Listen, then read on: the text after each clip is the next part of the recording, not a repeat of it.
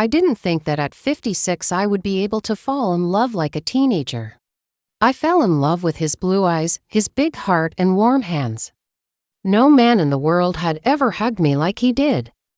But when he proposed to marry him, I got scared and ran away.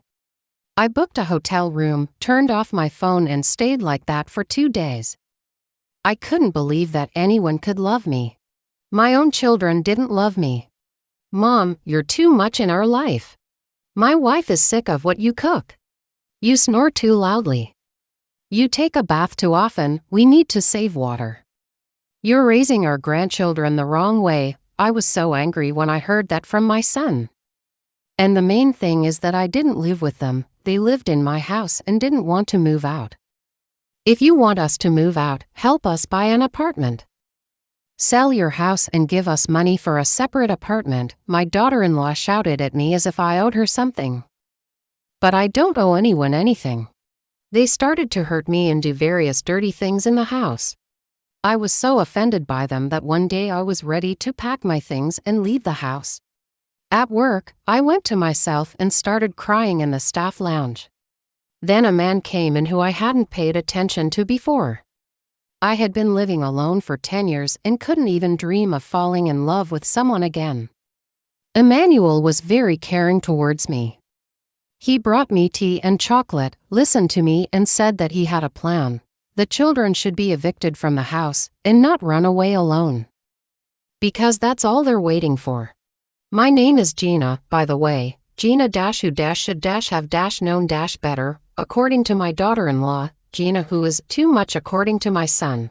But to Emmanuel with 2 M's. As he likes to spell it when he's being dramatic, I was just Gina, the woman whose coffee he started bringing without asking. Who always pretended the fluorescent light in the staff lounge didn't make her look as tired as she felt. The night he proposed, my knees actually trembled like I was 16 sneaking out of my parents' house, not 56 with plantar fasciitis and a drawer full of anti-wrinkle creams. I ran. I admit it. I ran like a coward. But before I ever ran to that hotel, before I ever stared at my phone on airplane mode like it was a bomb, there was the day it all snapped. You know, the kind of silence that hums? That was my kitchen that morning. The kids, well, I still call them kids, though my son is 33 with a receding hairline, and a mortgage he expects me to pay had already left. My granddaughter's cereal bowl was still on the table, milk cemented at the edges. My grandson had left a trail of Legos from the hall to the back door. I stepped on one, barefoot. The pain shot up my leg and I yelled, "Ouch," purely on reflex. From the living room, my daughter-in-law, Alina, shouted back, "Could you be quiet, please? The baby's napping. You're always making noise, in my house." That my late husband and I broke our backs to pay off. Where I still paid the utilities and the property taxes and apparently for everyone's sanity but my own. I bent down, picked up the Lego, and just stared at it. That tiny, bright blue block, sharper than it had any right to be. God has a sense of humor, he really does, because in that moment, standing in a kitchen that smelled like other people's toast and other people's laundry detergent, I realized I had turned into a piece of furniture in my own home. Useful, but in the way. "Gina, did you wash my beige blouse?" Alina yelled again, walking into the kitchen like a queen checking her servants. "I need it for tonight. We're going out with friends." "You didn't forget, did you?" I took a breath. Held the Lego in my hand so I wouldn't throw the frying pan instead. "I didn't wash it," I said evenly. "I was at work, remember? The job I have." She rolled her eyes, the Olympic sport of her generation. "You're always working. You know, if you helped us with the kids more, maybe I could work too. Then we'd have money for our own place and you wouldn't have to complain." "I'm not complaining," I said. "I'm just not your maid." She laughed, a sharp little sound.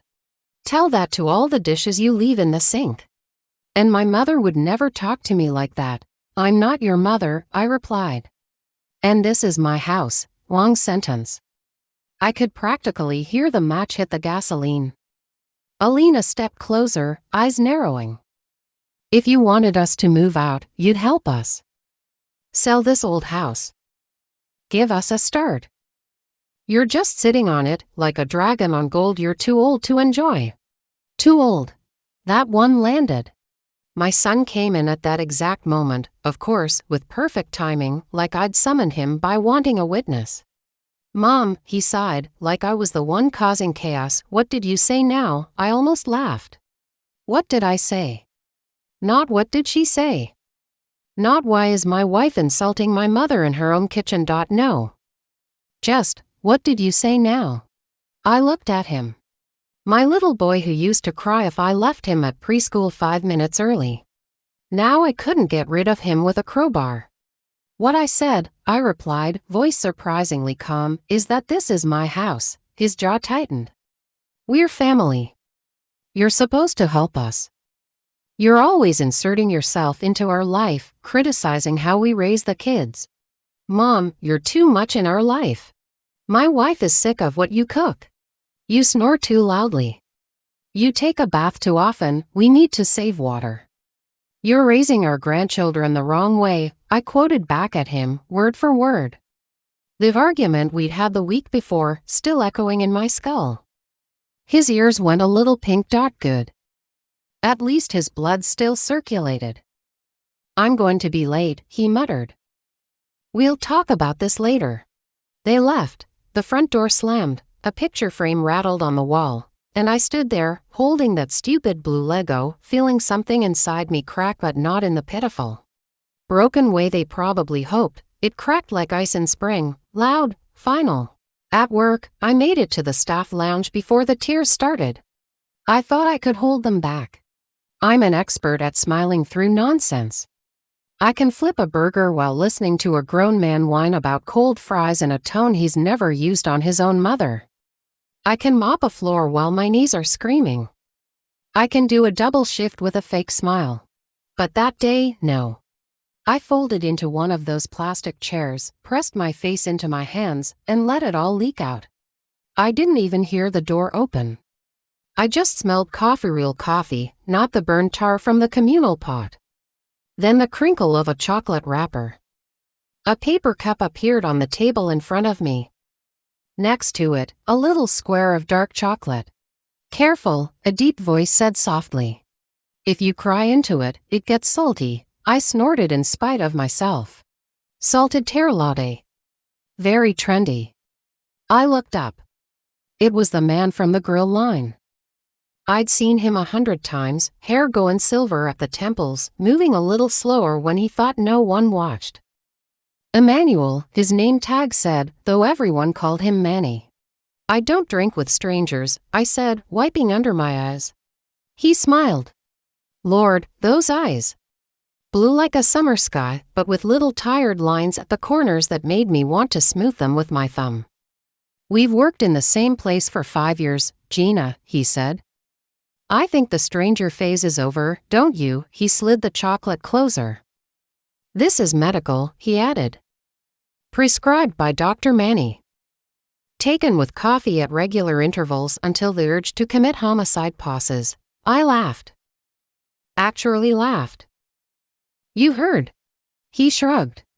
I didn't have to. You've had that look all week.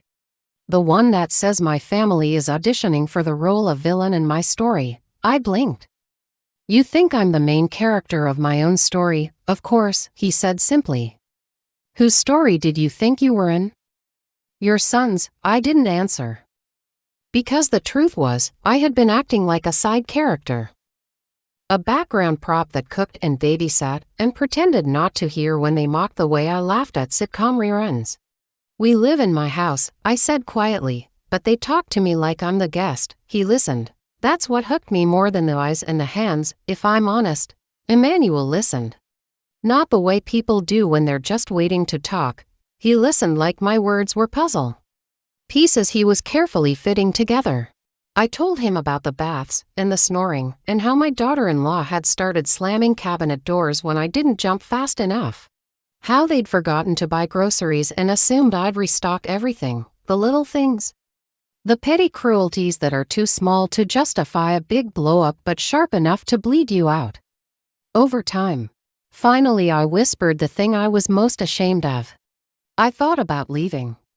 Packing a bag and just going. Let them have the house. Let them drown in their own dishes. He tilted his head. And go where? I don't know, I admitted. A room somewhere. A small apartment. I could start over. I've lived alone before. I can do it again. He leaned back, crossed his arms.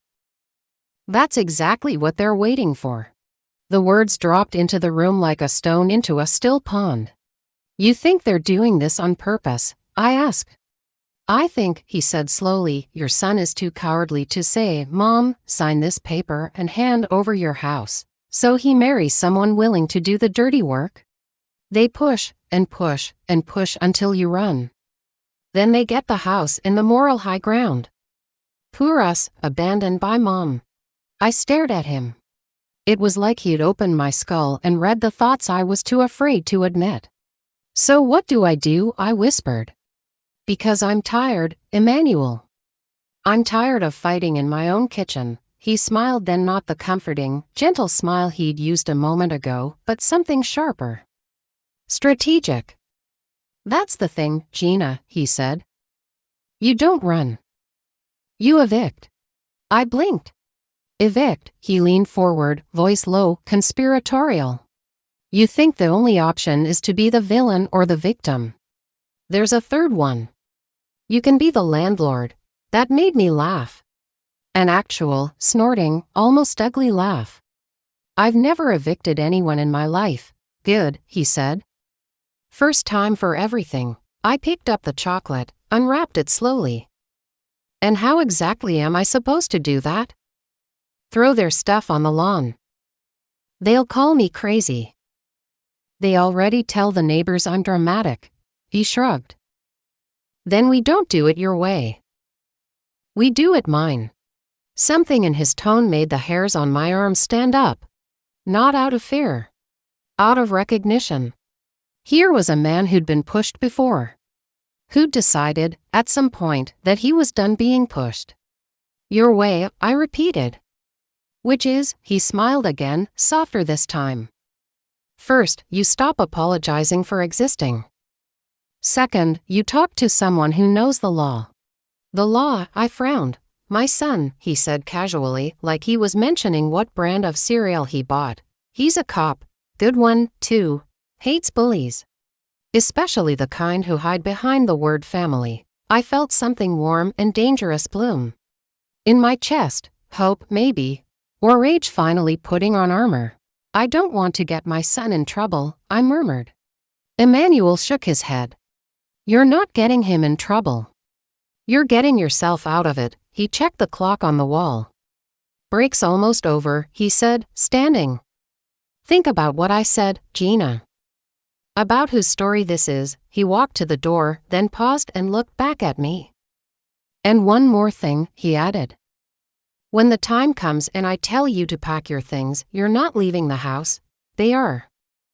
Don't forget that. That night, I stood in my bedroom, looking at the worn dresser my husband built when we first married.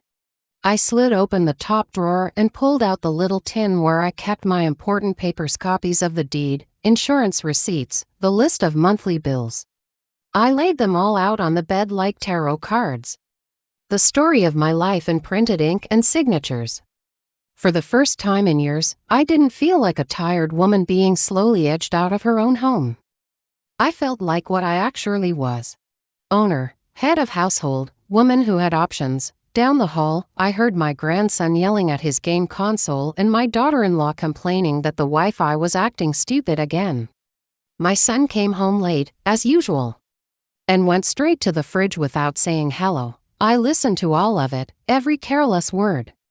Every entitled sigh. Then I folded my papers back into the tin, slid it into my bag instead of the drawer, and smiled to myself in the mirror. Emmanuel was right.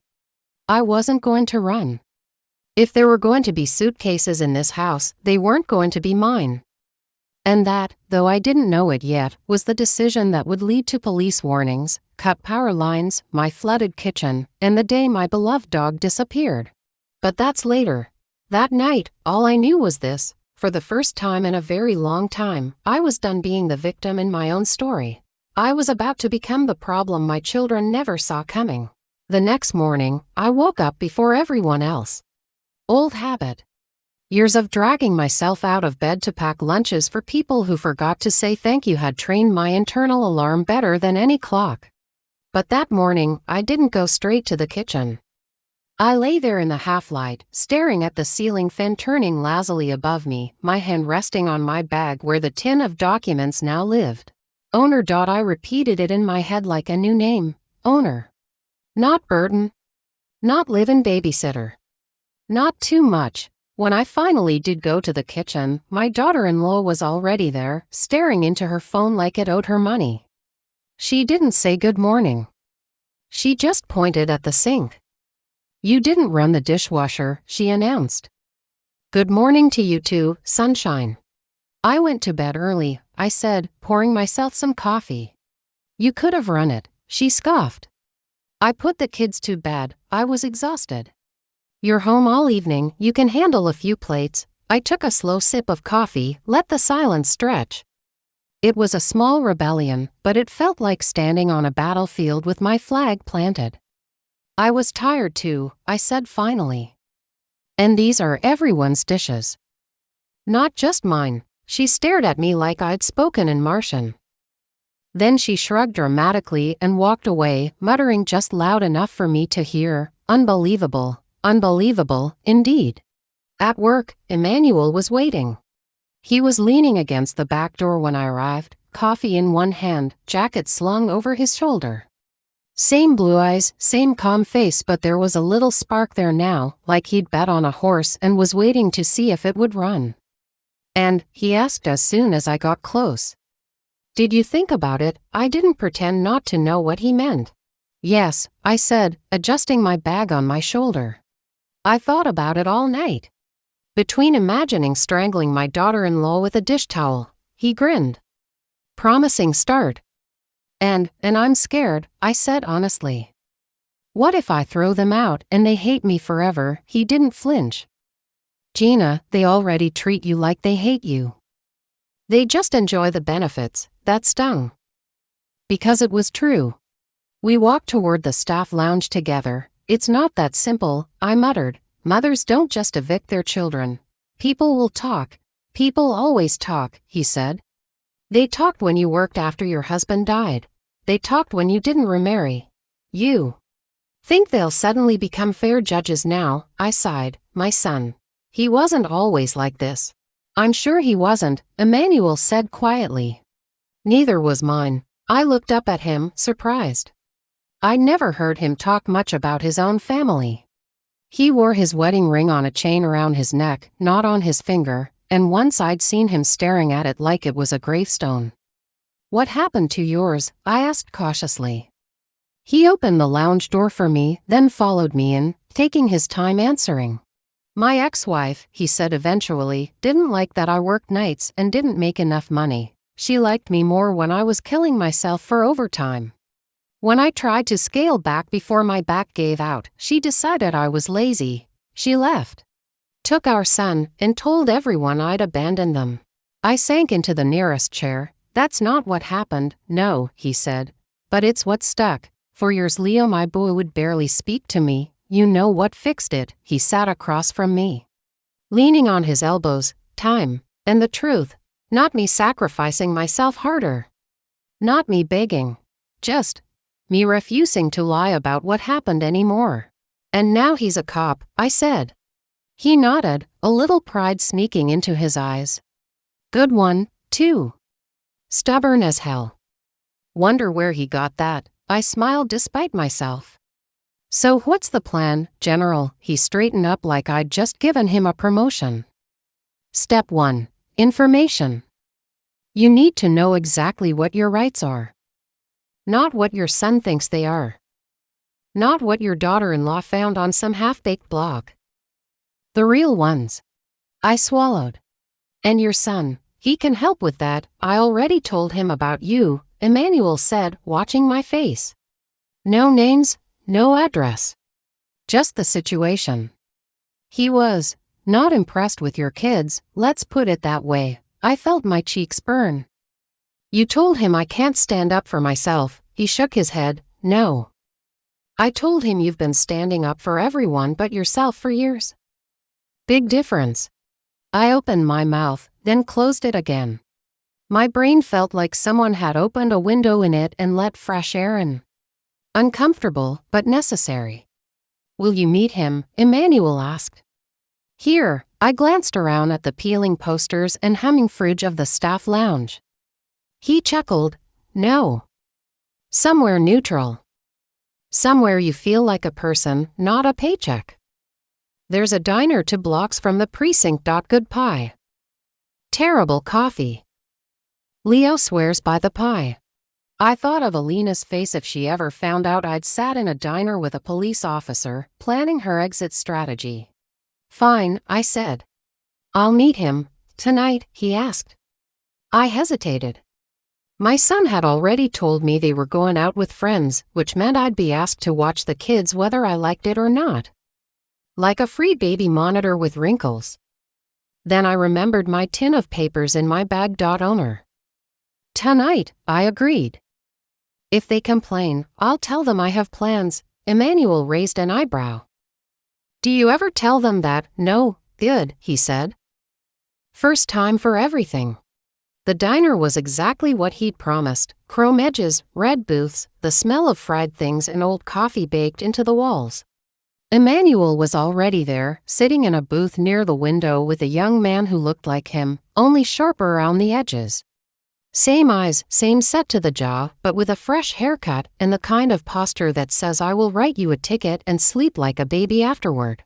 Gina, Emmanuel said, standing up as I approached. This is my son, Leo.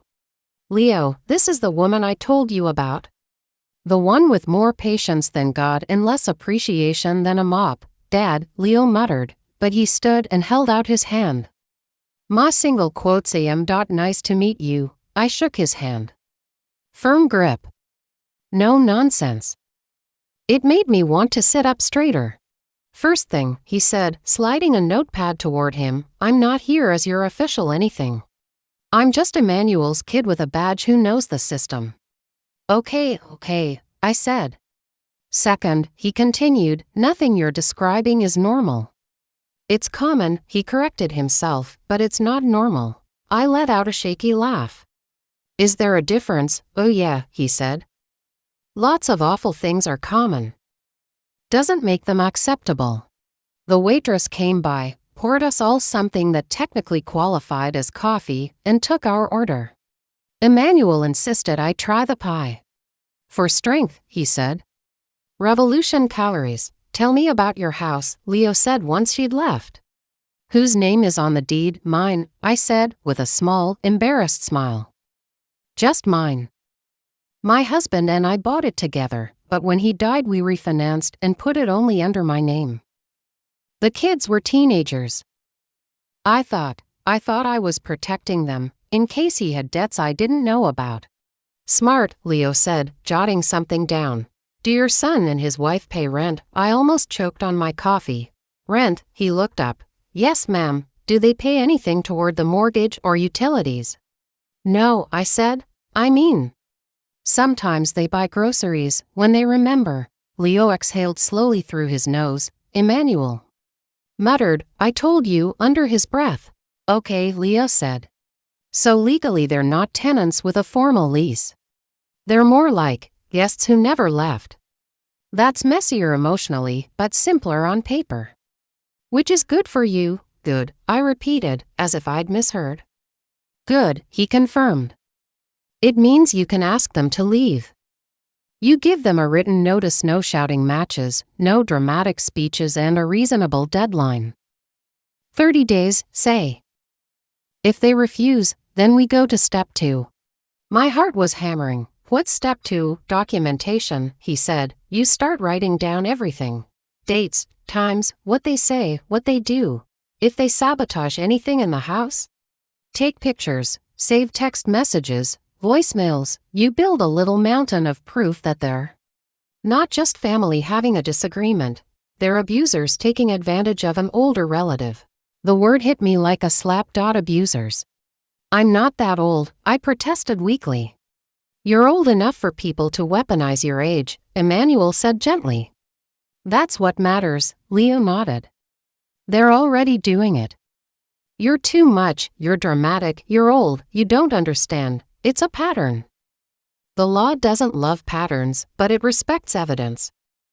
If they escalate, that's when my badge gets involved. What do you mean, escalate? I asked. He shrugged. Damage to property, threats, harassment, cutting off utilities to force you out. I've seen it before. A chill ran down my spine. Like someone had opened a window behind me. Would they really do that? I whispered. Emmanuel met my eyes. Gina, they're already doing everything they can with words. People like that don't usually stop there when words don't work. Here's the thing, Leo said, more gently now. You're not helpless. You think you are because they've trained you to feel that way. But you're the owner. They're the freeloaders. When you finally push back, it's going to shock the hell out of them. The waitress returned with our pie. I stared at the slice in front of me like it held answers in the whipped cream. What if they say I'm throwing my grandchildren out on the street? I asked. You're not, Leo said firmly. You're asking to grown adults to stop using their mother as a combination ATM, maid, and nanny. If they cared that much about where their kids sleep, they'd have thought about that before screaming at you over dishwashers. I took a bite of pie. It was good, sweet, tart, with a crust that flaked when I pressed my fork into it. I felt the sugar hit my bloodstream like courage. What do I do first? I asked. Emmanuel smiled, slow and proud. First, you go home and stop volunteering for free labor. When they assume you'll watch the kids tonight, you say no. My stomach flipped. Just say no. Yes, Leo said, you don't even need a reason. I have plans is enough. If they push, you repeat it. Don't explain, don't justify. Just, I have plans. It felt radical, dangerous, but also delicious. And then, I asked, then tomorrow, Emmanuel said. I'll help you write that letter. Leo slid a business card across the table. And if things get ugly before that, he said, you call this number? Day or night. You tell them you're my dad's friend. Or you call me directly. I don't care if it's 3 a.m. I picked up the card, tracing the letters of his name. Thank you, I said, my voice rough. Don't thank me yet, he replied. Wait until you see their faces when they realize Mommy finally grew teeth. When I got home, the kids were already parked in front of the TV, plates of half-eaten chicken nuggets on the coffee table. My son was tying his shoes near the door. Alina was in full makeup. Her perfume hitting me before her voice did. Oh good, you're back, she said, not bothering with hello. We're leaving in 10. The kids ate already. The baby needs a bath at 8. Don't let him stay up too late, he's cranky tomorrow if he does. She said it all while slipping on her heels, like reading a grocery list. My son glanced up. We might be late, he added. Don't wait up. I dropped my bag on the chair, feeling Emmanuel and Leo like ghostly bodyguards at my back. I won't be here tonight, I said. The room went quiet. What? Alina blinked. What do you mean, you won't be here? I have plans, I said. The words tasted strange in my mouth, like a new food. You'll need to arrange something else for the kids. My son stared at me as if I'd announced I was moving to Mars. Mom, we already told our friends we're coming. You can't spring this on us now. You sprang this on me, I replied calmly. You didn't ask if I was free. You assumed. I'm telling you now, I have plans. Alina's lips curled. What plans?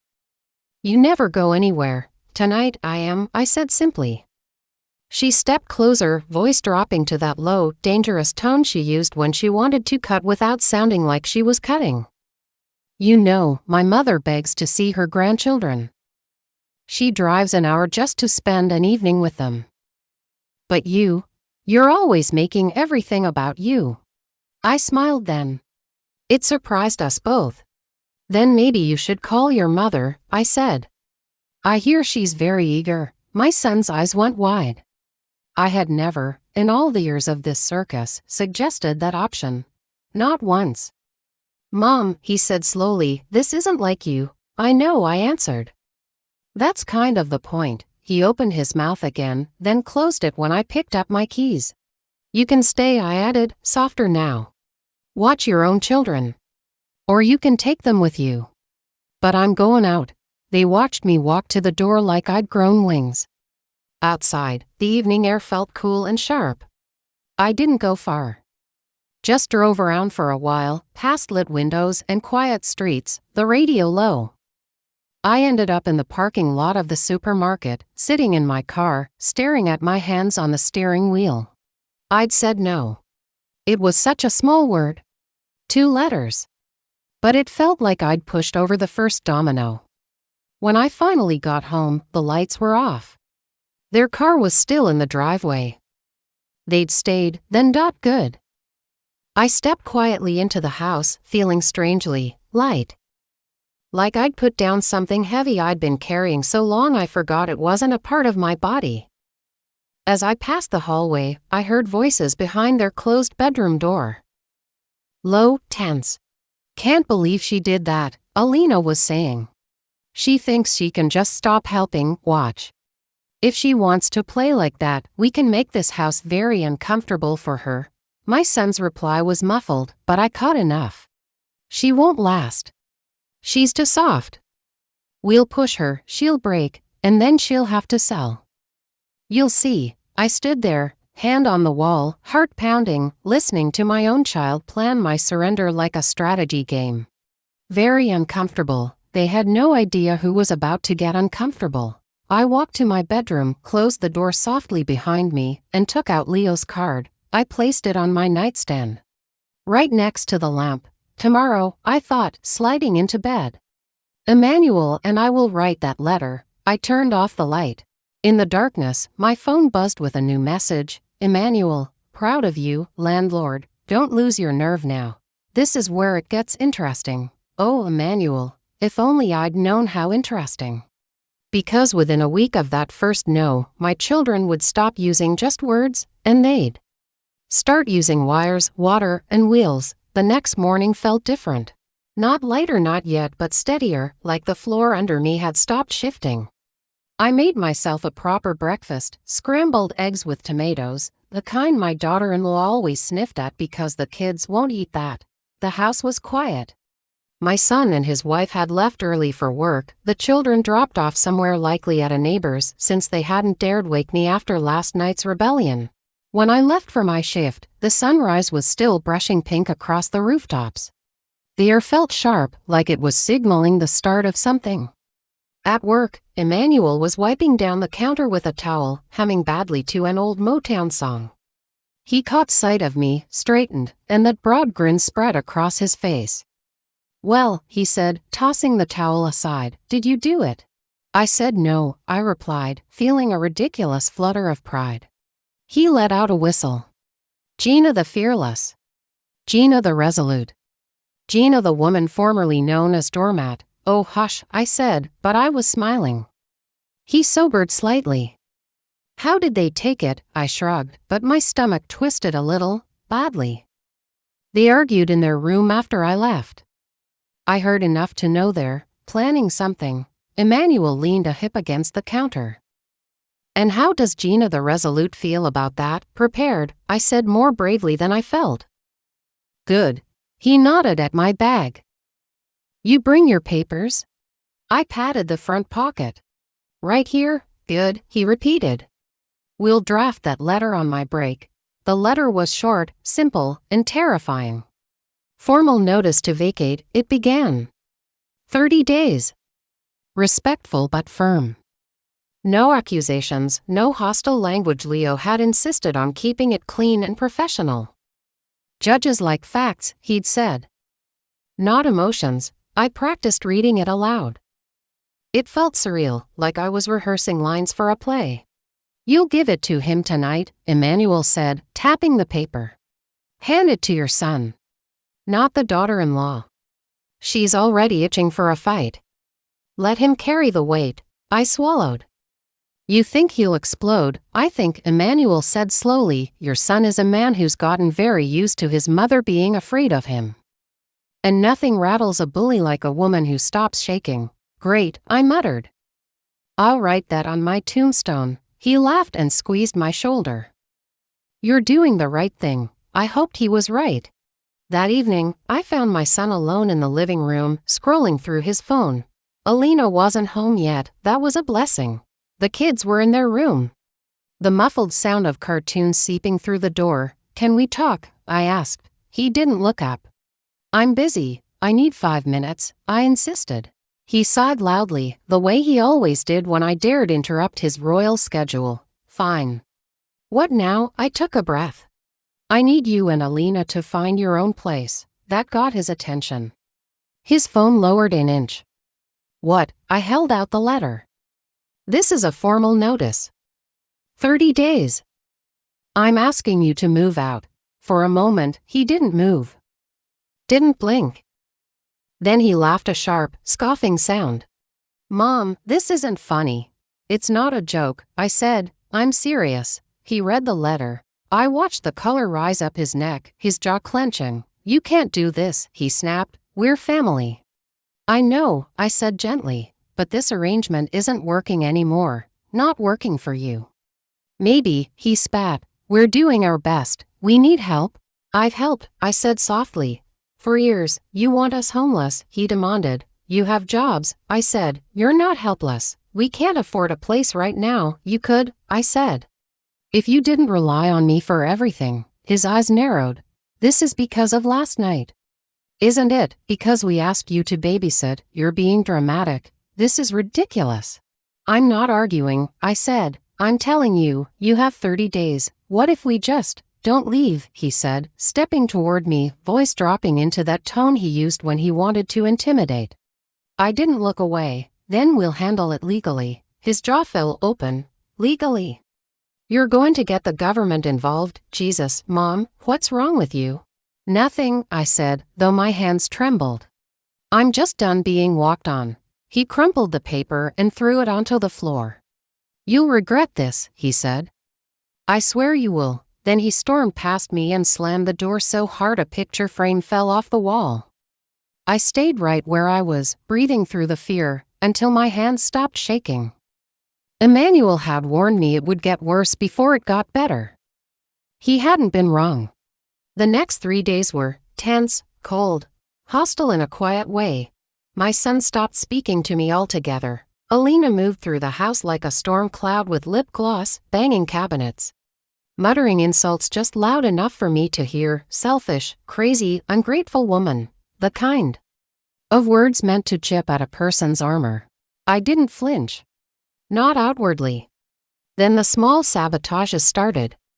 The first time I came home to the power shut off, I thought it was a city outage. The fridge beeped angrily as I lifted the door, the food already sweating in the dim light. I went outside, checked the breaker box. Someone had flipped the main switch down. Hard. I turned it back on. The house lit up again. My son and his wife didn't come out of their room. Didn't acknowledge anything. The next day, it happened again. The day after that, I walked into the kitchen and froze. The refrigerator was leaking. A puddle had spread across the floor, soaking into the edges of the rug. I opened the door. Something sticky and brown coated the shelves. Someone had knocked over the syrup bottle and left it there to congeal and drip. My daughter-in-law appeared in the doorway. Arms crossed. It's probably old, she said. You should replace it. Maybe if you didn't buy the cheapest brands. I didn't respond. I cleaned the mess in silence. My back ached. My eyes burned. When Emmanuel picked me up for dinner that night, he took one look at my face and said, "Tell me." I told him everything quietly, calmly, like listing ingredients in a recipe. He didn't interrupt. But the muscles in his jaw twitched. "They're escalating," he said when I finished. Just like Leo predicted. "I can handle it," I said automatically. "No," Emmanuel said, leaning closer. "You won't handle it alone. I didn't know what he meant by that not until 3 days later when I came home to the sound of running water. Not sink water. Not shower water. Flood water. I stepped into the kitchen and gasped. The faucet had been left fully open. The sink plugged. Water had spilled over the counter, pooling on the floor, soaking through the cabinets. A small waterfall dripped from the drawers. My first thought was, accident. My second was, no. No, this was not an accident. I shut off the tap, pulled the plug, grabbed every towel I could find. As I worked, my son walked in. He paused at the doorway, looked at the chaos, and shrugged. "You should be more careful," he said blandly. "You could have ruined the floors." "It wasn't me," I said, chest heaving. He smiled, smug, cruel, confident. "Prove it." That night, I called Emmanuel. He didn't hesitate. "Pack a bag." "I'm coming." "No," I said. "I won't run from my own house." "You won't," he replied. "But you're not sleeping under the same roof with people who are trying to break you." I hesitated. Maybe I should just give up. Maybe they're right. Maybe it's easier to let them have the house. His voice dropped out low. "Dangerous. Gina," he said, "if you give up now, they'll own your past, your present, and every year you have left. And you deserve better than that." Maya stung. "I'm so tired, Emmanuel." "I know," he murmured. "But you're not alone anymore." And he was right. Because the very next day, they crossed a line I could never forgive. The line that woke something fierce inside me. I came home from my shift, opened the door, and instantly felt the rawness in the air. No sound of little paws running. No jingling collar. My heart dropped. "Bella," I called, voice rising. "Bella, girl, where are you?" Nothing. I checked every room. Every corner. Every closet. Gone. My sweet dog, my shadow, my companion, my comfort was gone. I burst into their bedroom without knocking. "Where is she?" I demanded. Alina smirked from the bed. "Maybe she ran away. Maybe she's sick of the drama too." My son didn't even look up from his phone. Something inside me snapped. Not the way things break when they're weak. The way they break when they've been tempered too long and finally become steel. I pulled out my phone and dialed the number on Leo's card. He answered on the first ring. "Gina," he said. "What happened?" "They took my dog," I whispered. Silence. "Then, don't move," Leo said. "My father and I are on our way." And for the first time in this entire nightmare, I felt something other than fear. I felt the storm turning. I didn't sit, I didn't breathe. I stood in that hallway like a statue carved out of panic and rage, phone still in my hand, my heartbeat trembling in my fingertips. My children, my own children, had crossed every line I thought existed. Sabotage, insults, manipulation. But stealing Bella, that wasn't cruelty. That was war. I walked back toward the living room, slow and deliberate, and leaned on the doorway. My son glanced up briefly from his phone, saw my expression, and immediately looked away. Alina pretended to be deeply interested in a magazine. "You know," she said sweetly. "Dogs wander off all the time. Maybe if you watched her better." "Where?" I repeated, every syllable a warning. "Is my dog?" My son muttered. "Mom, you're losing it." "Stop yelling." "I'm not yelling," I said softly. "But I will. And you don't want the neighbors to hear what I have to say." He stiffened. Then he stood, facing me, jaw clenched. It was the posture he used to intimidate me when he was 17, bigger than me, taller than me, louder than me. It used to work. "Not anymore. You don't need to see her right now," he said. "It's not a good time." I blinked slowly. "Where is my dog?" "Relax," Alina chimed in. "She's safe. Someone's watching her for a bit until you calm down." Until I calmed down. That told me everything. I needed to know. They'd hidden her somewhere, or handed her off to some friend. A hostage. A punishment. They thought this was checkmate. Then headlights swept across the window. A car door slammed. Two sets of footsteps approached, one steady, one heavier. My son frowned. "Who's that?" Before I could answer, the front door opened. Emmanuel stepped in first, shoulders squared, face carved from granite. Behind him came his son Leo, still in uniform, badge gleaming at his chest like a warning. My son's face went pale. "What's going on?" he stammered. Leo didn't smile. Didn't blink. Just stepped further into the room and looked from one of them to the other. "Evening," he said calmly. "We received a report of a missing animal under suspicious circumstances." Alina shot up from the couch. "What? We didn't call." "I did," I said. Leo nodded once. "Good. Now let's talk. If I live to be 100, I will never forget their expressions: shock, confusion, a hint of fear. And something else, something that made my spine straighten." My son looked at me like he didn't recon. "Eyes me." Leo planted himself in the center of the room. "Let's start simple. Where is Bella?" My son glanced at Alina. She shook her head subtly, a tiny no, as if to say don't tell him anything. Leo saw it. His jaw tightened. "I want the truth," he said. "Because hiding or withholding someone's pet, especially to coerce or punish, is legally classified as harassment and potentially theft. That's a criminal charge." "Criminal." The room went utterly still. Alina scoffed. "You can't be serious. It's just a dog." The temperature in the room dropped 10 degrees. Emmanuel took a slow, dangerous step forward. "Say that again," he said quietly. She swallowed. "I didn't mean, where's the dog?" Leo demanded. Nobody moved. Then he reached into his pocket and pulled out a small notebook. "Okay," he said. "If you won't tell me, then I need you both to sit down. I'm going to take statements. And if the statements don't match each other or the circumstances, we proceed formally." I swear I saw my son's soul leave his body. "Mom," he hissed at me. "Why are you doing this?" I lifted my chin. "Because you took something I love. You're overreacting." Leo snapped his notebook shut. "Enough." His voice carried authority, not yelling, not harsh, but sharp as a blade.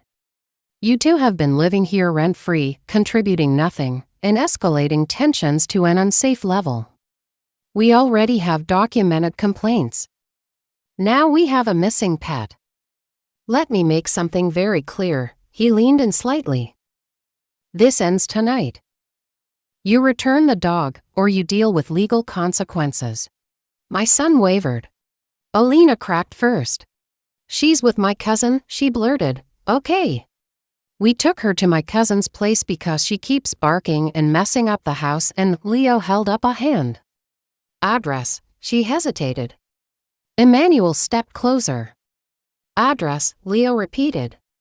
She rattled it off. Leo turned to me. "We'll bring her back." I nodded, my throat tight. Then he looked at my son. "Sit down." My son obeyed. Actually obeyed. I don't think he realized he was doing it.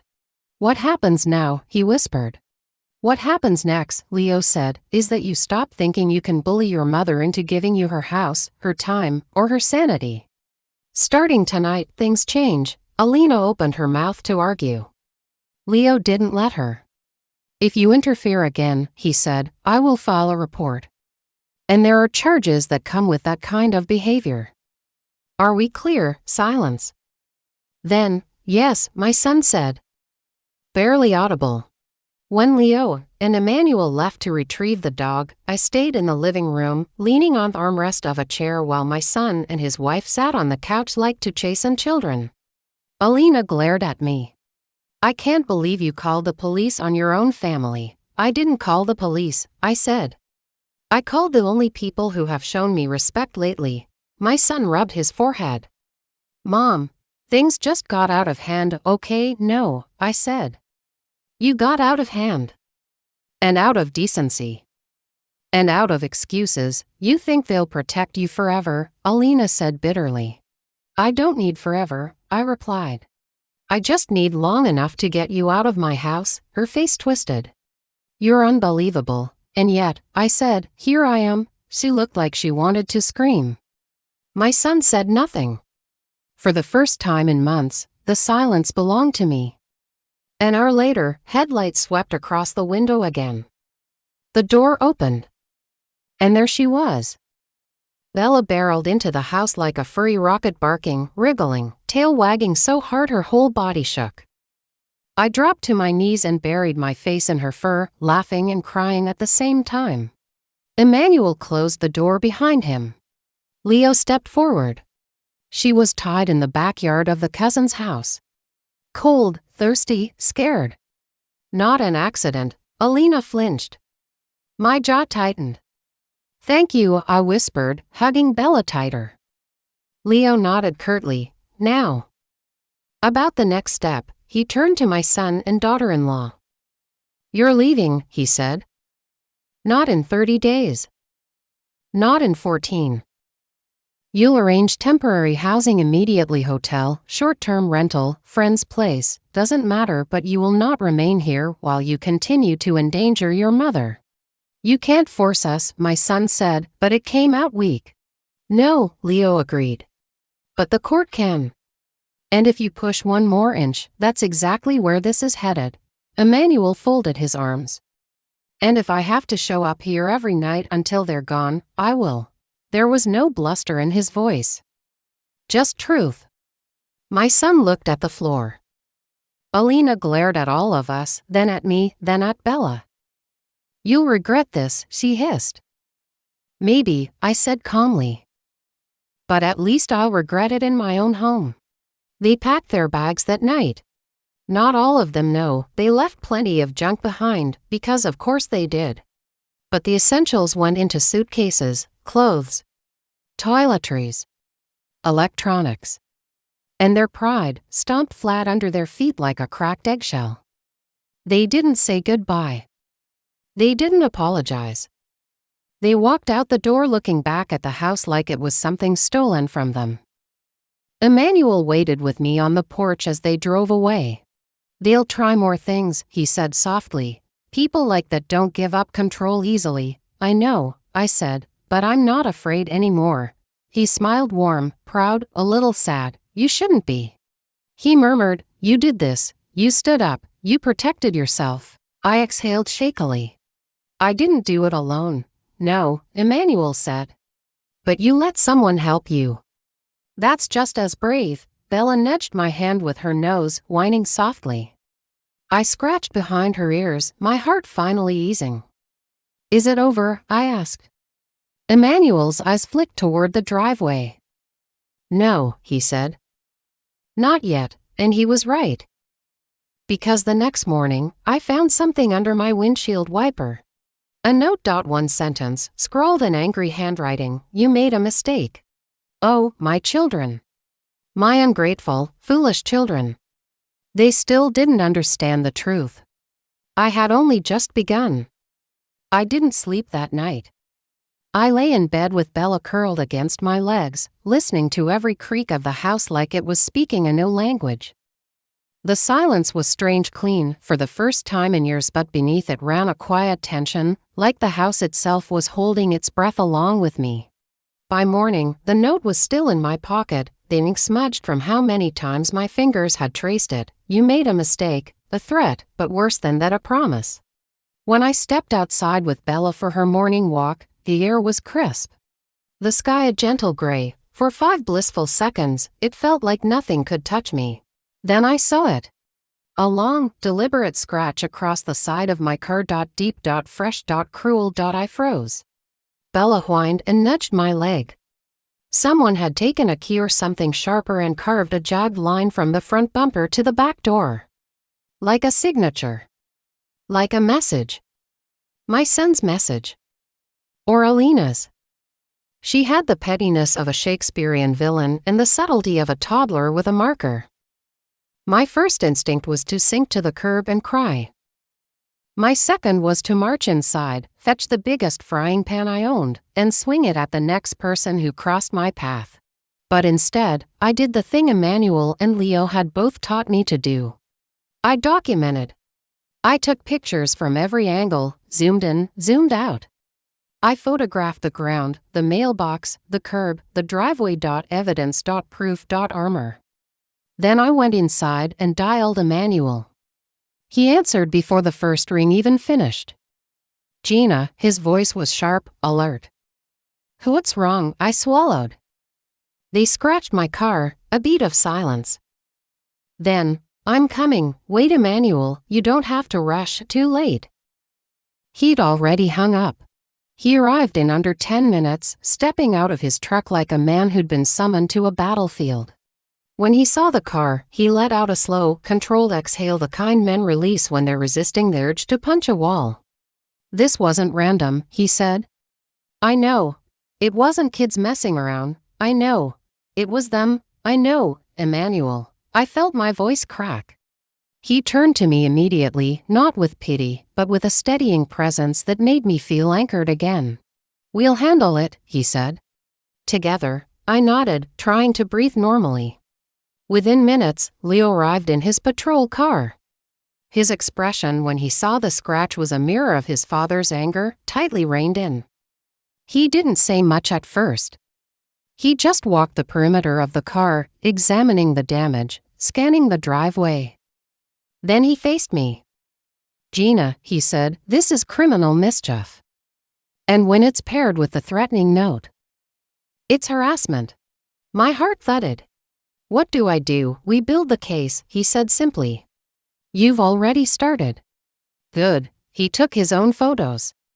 Measured the scratch with a small tape. Wrote notes in his pad. Do they have a key to your house still? He asked. Yes, I said tightly. I didn't take it back. You will, he replied. Tonight.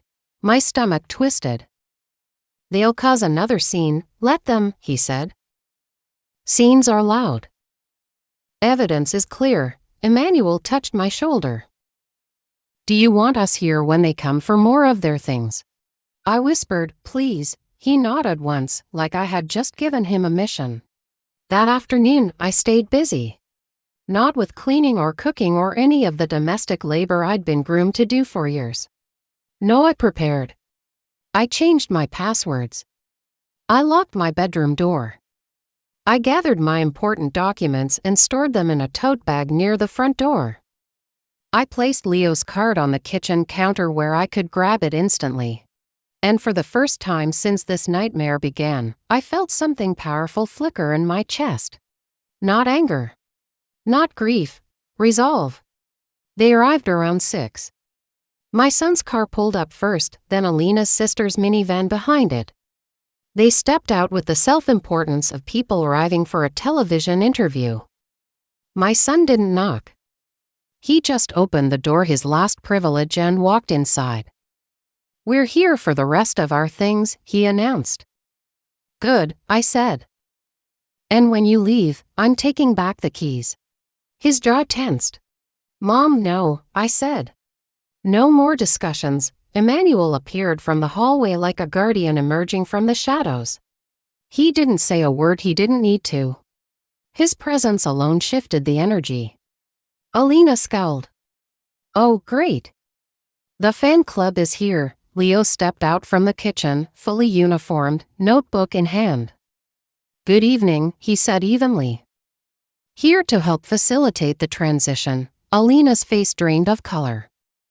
Are you serious? My son swallowed hard. Mom, you called the police again. No, I said. But they come when things escalate. And things have escalated. He had the sense to drop his eyes. Alina, of course, didn't. This is ridiculous, she spat. You're blowing everything out of proportion. A little scratch on the car. Maybe you did it for attention, my breath caught. Emmanuel took one slow step forward. Be very careful, he said quietly, what you accuse her of. Leo held out a form. Before you collect anything, I need signatures here acknowledging you are retrieving personal belongings only. Not property belonging to the homeowner. Alina rolled her eyes so hard I thought she'd injure herself. This is harassment. No, ma'am, Leo said dryly. This is procedure. They signed. They sulked. They stomped around, gathering boxes, talking in loud, pointed whispers about how crazy I'd become and how old women shouldn't live alone. I ignored them. But when they passed the living room window, my heart jumped. Outside, a black car I didn't recognize sat idling across the street. Windows tinted. Engine humming, watching. I stepped closer. My pulse quickened.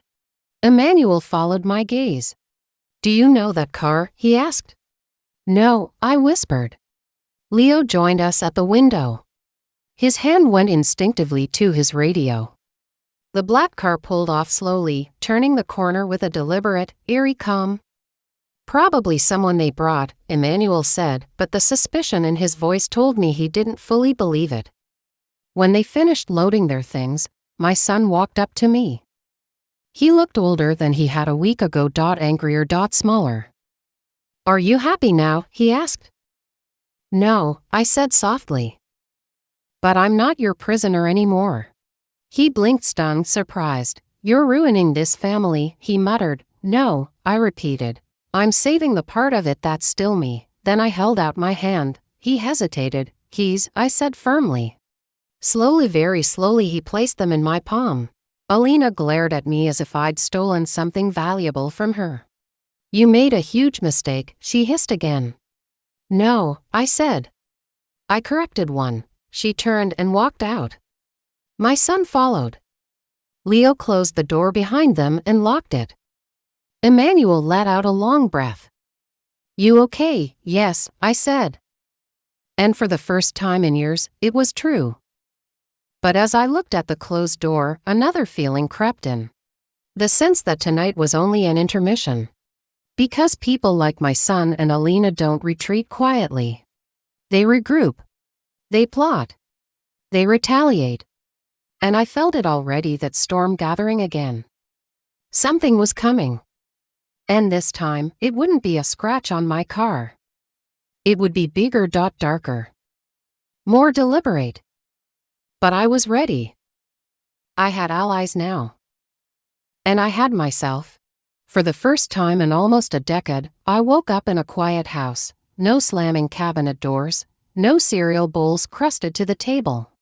No hissing comments from a daughter-in-law who believed she was auditioning for the role of evil stepmother in a low-budget fairy tale. Just quiet. Real, peaceful quiet. Bella thumped her tail against the bed, stretching across my legs with a yawn that sounded like a squeaky door. Good morning, baby, I whispered, rubbing her ears. She licked my hand. My throat tightened. She had been terrified when Leo and Emmanuel retrieved her, shivering, tail tucked, crying in these little whimpers she'd never made before. But she was home now, safe.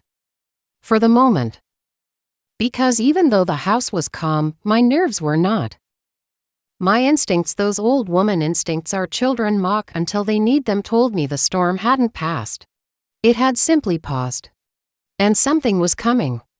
The first sign came that afternoon. I was in the kitchen dusting off the shelves, humming to myself, when someone knocked on the front door. 3 sharp, official-sounding knocks. I froze. Bella barked and ran circles around my legs. I opened the door a few inches. And there stood a man in a suit, holding a clipboard. Good afternoon, he said, in a tone to rehearse to be friendly. Are you Mrs. Gina Barrett? Yes, I said cautiously. I'm here to deliver a written notice, he replied, holding out an envelope. This pertains to a complaint filed against you. My stomach dropped. A complaint? From who? He didn't answer, just pointed at the line where he needed my signature. Please acknowledge delivery, I signed shakily. He handed me the envelope, nodded stiffly, and walked away. I closed the door and tore it open. At first I didn't understand the legal jargon, but the meaning became clear fast enough. My son and daughter-in-law were accusing me of financial misconduct against them. They claimed I'd promised to sell the house to help them buy their first home, then maliciously revoked the offer, causing them emotional and financial distress. They requested mediation, which was just a polite word for one step before a lawsuit. I stared at the letter, disbelief turning to fury so fast it nearly knocked me off balance. "Oh, they're bold," I whispered. Bella pawed at my leg like she could feel my pulse skyrocketing. I grabbed my phone and called Emmanuel. He answered immediately. "What happened?" "They filed a complaint," I said, my voice shaking with anger more than fear. "Legal. Against me." A pause. Then, "I'm coming over." I expected Emmanuel. I did not expect him to bring Leo, still in uniform, still radiating the controlled intensity that could silence a room. I handed them the letter. Leo scanned it, lips pressed in a thin line. "This is garbage." "Yes," I agreed. "But garbage with an official letterhead. They don't have a case," he said. "This is intimidation. They're hoping you'll fold because they escalated the stakes." Emmanuel crossed his arms. "They think you're still the same woman they bullied last month." I let out a bitter laugh. "Do I seem like her?" "No," Leo said firmly. "You don't." He set the letter on the table. "We're not playing defense anymore. Now we go on offense." My eyebrows shot up. "Offense," he nodded. "Your documentation, the photos, texts, the sabotage, they make your case stronger than theirs. And frankly, after the dog incident, I already flagged the situation with a supervisor. If they keep harassing you, I can classify this as elder abuse." "Elder," I repeated with mock outrage. Leo gave me a half smile. "The law considers 56 at risk when the harm comes from relatives." "Oh," I said, crossing my arms. "Suddenly I'm elderly when it's convenient," Emmanuel chuckled. But underneath the humor, I could feel the seriousness thickening the air. "What do?" I asked. Leo sat across from me. "You don't respond to the complaint yourself. You don't call them. You don't text. You don't engage. We'll handle the mediation. And trust me, when the facts come out, they're going to wish they never filed this." I breathed out slowly. Okay, but that wasn't the end. Not even close. That night, something woke me at 2:14 a.m. A scraping sound. Soft, metallic. I sat up in bed, heart racing. Bella lifted her head, ears perked, growling low. I slipped out of bed and crept toward the hallway. The scraping continued, slow, deliberate, right outside the living room window. I peeked from the corner. A figure crouched under the window, working at something with their hands. My stomach turned to ice. They were trying to pry the lock. I backed up, reached for my phone, and dialed Leo. He picked up instantly. "Gina, there's someone at my window," I whispered. "Trying to break in." "Get somewhere safe," he said. "Don't speak again." "I'm coming." I ducked into the bathroom, locked the door, clutched Bella against me while my heart hammered like it was trying to escape. Outside, footsteps moved along the side of the house. Then a window rattled. The back door handle shook. They were testing entries. One by one. Then silence. Too much silence. I felt sweat roll down my back. 5 minutes passed. 7:09. Then, faintly, I heard the distant wail of sirens. It grew louder. Closer. A flash of blue and red light spilled through the bathroom window. Voices erupted outside, firm, commanding voices. "Police!" Hands in the air, Bella barked wildly. I cracked the door open and rushed to the living room. And what I saw through the window made my legs go weak. 2 officers had someone pinned face down on the lawn. Someone wearing a hoodie.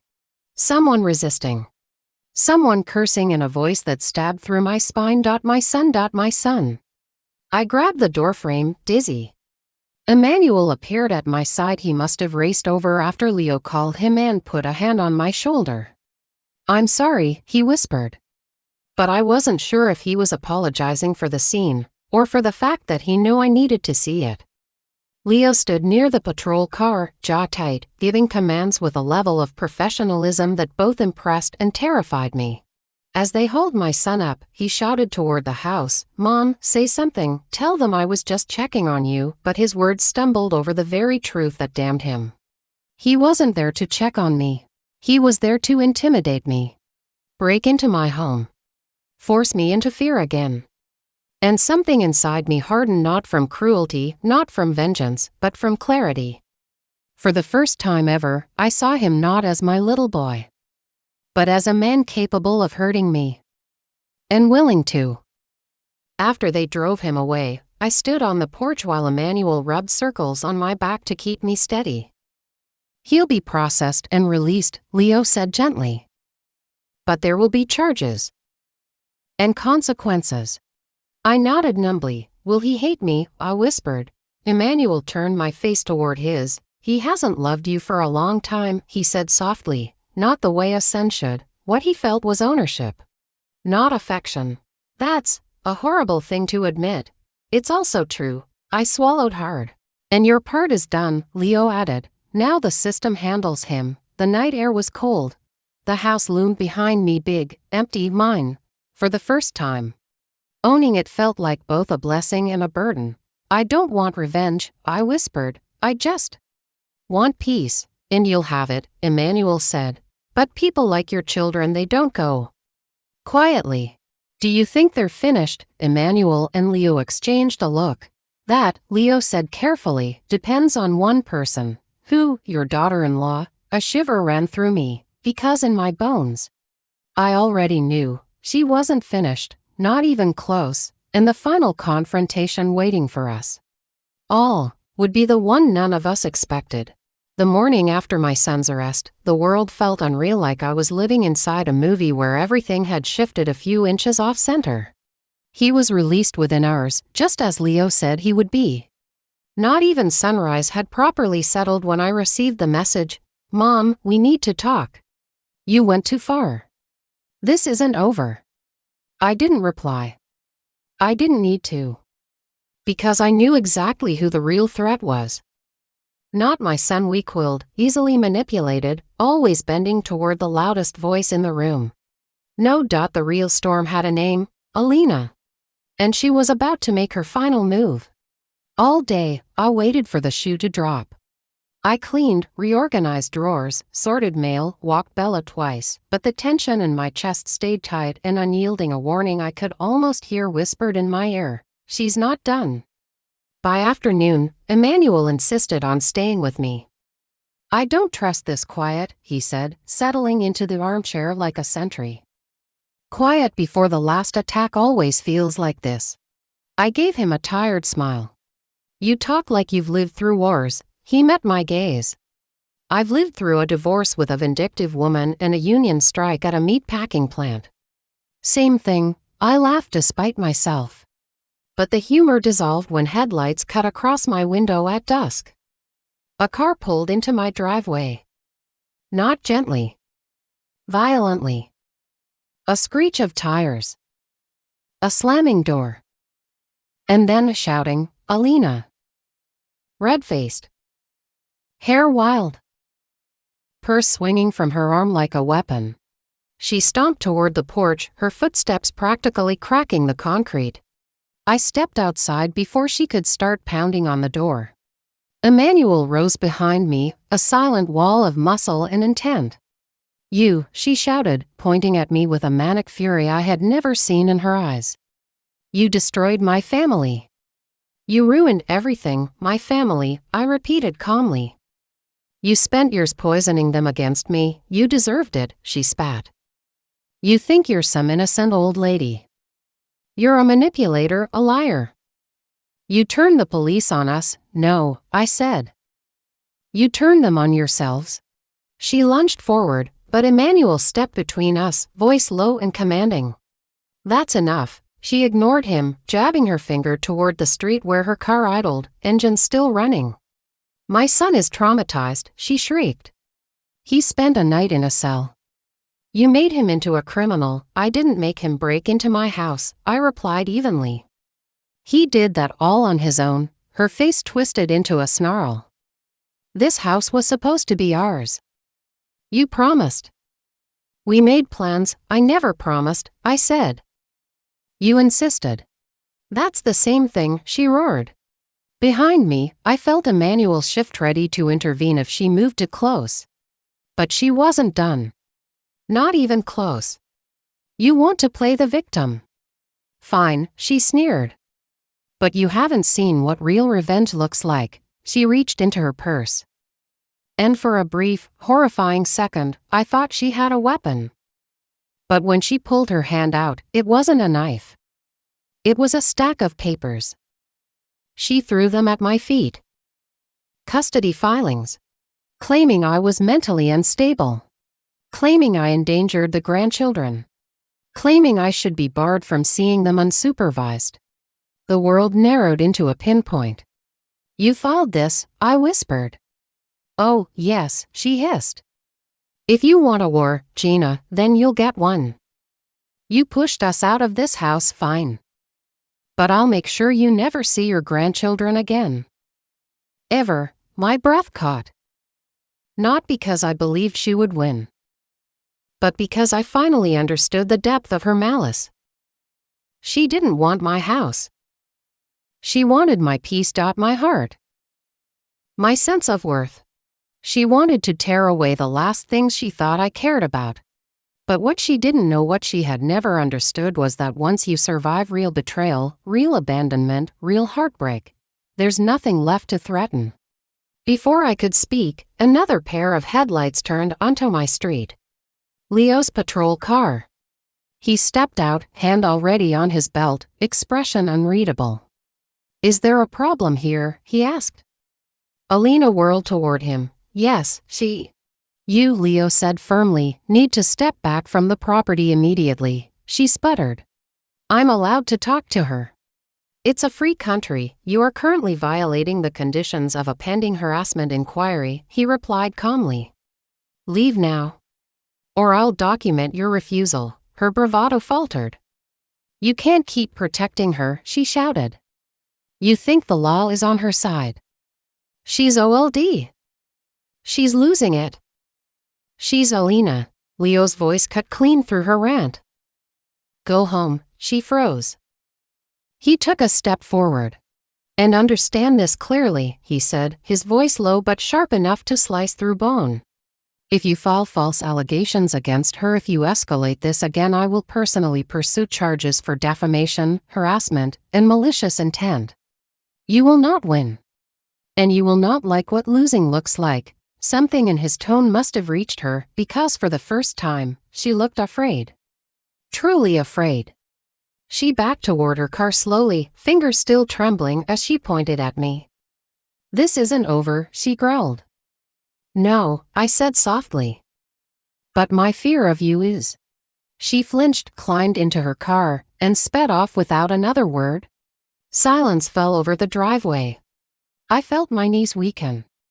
Emmanuel caught me before I could fall. You did good, he murmured into my hair. You stood firm, I exhaled shakily. I'm shaking. That's okay, he said. You shook while standing your ground. Had strength. Leo came closer. She's not going to win, he said gently. Her filings won't hold up.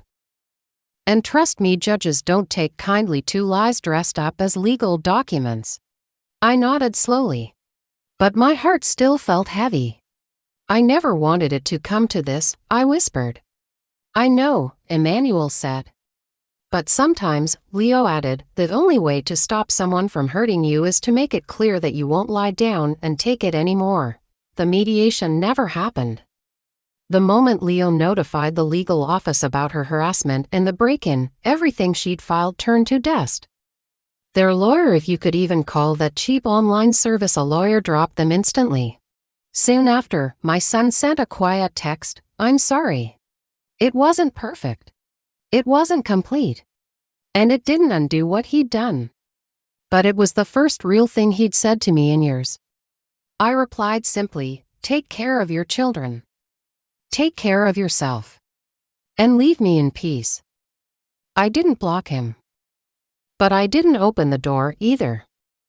Some relationships can be repaired.